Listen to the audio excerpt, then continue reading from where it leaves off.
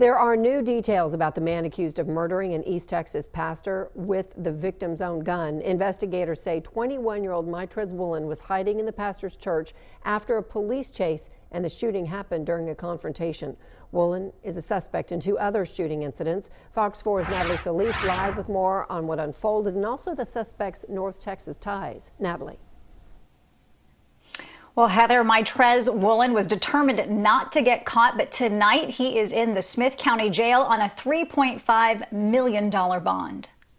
Tom Pritchard of Winona, northeast of Tyler, describing the commotion Saturday evening that caused this damage and deep gashes in the grass near his home.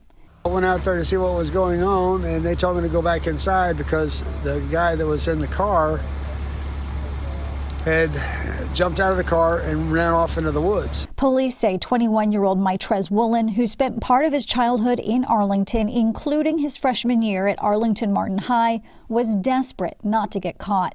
Calls first going out in nearby Lindale about a man brandishing a shotgun through the sunroof of a Volkswagen Jetta.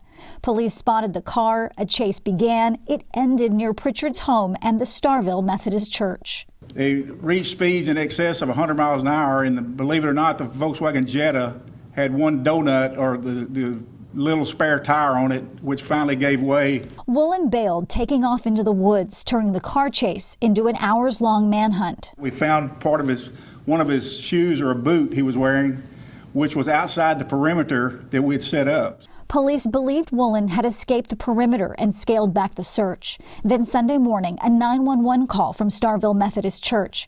The wife of 62-year-old pastor Mark McWilliams reporting he'd been shot. Police say Woolen had broken in overnight, hiding out until McWilliams and his wife arrived to prepare for Sunday service and discovered him hiding in a bathroom.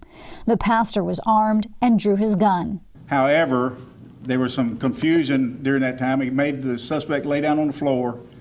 The pastor got distracted with his wife, talking to his wife, and the suspect lunged at him and was able to take his firearm out of his hand. Police say Woolen shot and killed the pastor, shot at his wife but missed, and shot a third person who had non-life-threatening injuries. They say Woolen stole a truck from the parking lot and got away, but the vehicle had OnStar, which disabled the truck after a short chase. I'm glad he's in custody, and I think that justice should be passed on to him and that he should receive the same justice he gave to Mark.